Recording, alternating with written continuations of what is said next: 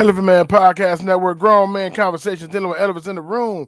It's your man DB. Like, subscribe, share, hit the notification bell so you can know when new material is coming out. Also, join us on IG underscore Elephant Man underscore podcast and on Facebook /Elephant Man Podcast. Join us and we have some deep discussions and we have some good articles posted and some good artwork and a lot of different things on that. Had to switch out to my computer. Hopefully this mic is not loud or whatever. Had to switch out to the computer and to my laptop. But anyway, I just want to share something real quick with you guys. This story right here, very, very interesting. Just happened a couple of days ago. Very crazy, man. Man refused jab, and so he's taken off the heart transplant list down in Birmingham, Alabama. Let's check this out. This is so unbelievable, man. I want you guys to check this out. Let me know what you think about this. On the edge of death. To stick to his guns. David Ferguson is speaking out passionately on behalf of his son, DJ.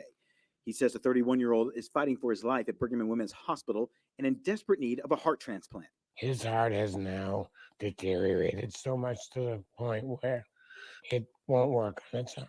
The family says he was at the front of the line to receive a transplant, but because he has not received his COVID-19 vaccination, he is no longer eligible according to the hospital policy. And Ferguson says his son refuses to get the shot.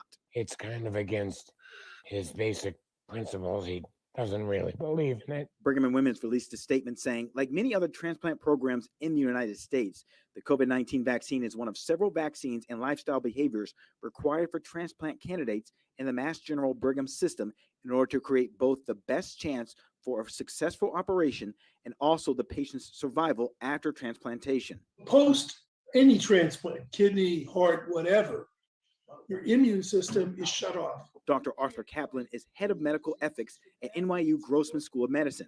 He says being vaccinated is necessary for this type of procedure. The flu could kill you, a cold could kill you, COVID could kill you. The organs are scarce. We're not going to distribute them to someone who has a very poor chance of living when others who are vaccinated have a much better chance post-surgery of surviving. Currently, DJ is a patient here at Brigham and Women's Hospital. He's a father of 2 children with another child on the way. The family's not sure what they'll do at this time. They're thinking about transferring, but right now they say he's too weak to move. While the family says DJ has received great care from doctors and nurses at Brigham and Women's Hospital, they just don't agree with the heart transplant COVID vaccination policy. It's his body. It's his choice. In Boston, I'm Paul Burton, WBZ News. Let me stop this real quick. Me again. Wow. That man he's sticking to his guns. And let me just say this. We have different family and friends. We have I have family and friends that took the jab, and I have family and friends that's yet to take the jab. And this show in no way, shape, or form or fashion is trying to make those who took the jab feel any kind of way, feeling bad, feeling any of that. I just really, really believe that it should be your choice, right? We got some information on why you shouldn't take it. You know what I mean? But if you decide to take it, then we're not going to belittle you, badger you, or nothing like that. I think the mandates and the things to say, hey, you need to take this, I think that's when the problem comes in, because you're forcing somebody to take it. Now, what if he take it and then the stuff in there take him out? And then they're gonna be blaming it on, or it wasn't a successful heart surgery. It's not gonna be nowhere near connected to taking the jab. People are getting sick. People are dying after the jab. People catching COVID after the jab and the booster. And so, but they're not saying it's connected to it. That's not fair. You know what I mean? And then you say something to get it against it, and they call it misinformation and all these different things. But let me know what you think about that, man. I think that's a very, very interesting subject. But I believe it's going to come a time when you're going to be denied all medical. You're going to be denied all medical access. I believe it's coming a time on that. We're going to be denied all medical access. Very, very, very, very soon.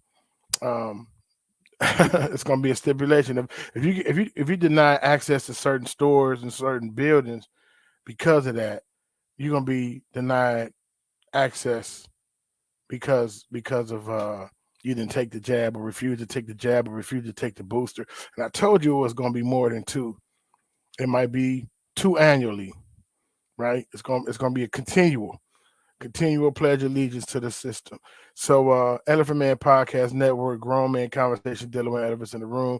Subscribe, like, share, hit the notification bell. Let me know what you think about that. Some people call it irresponsible. I read one article, I couldn't pull it up. Talking about people are endangering their families' lives and they're being irresponsible. I mean, look, I just saying, don't force it. Do what you need to do for you and your family. You know what I mean? For whatever reason. But I'm just saying it shouldn't be forced. That should be a red flag. That should be a dead giveaway. You're forcing somebody to do something like that. All right. Elephant Man Podcast Network, Grown Man Conversation, dealing with evidence in the room. I am out. Perfect.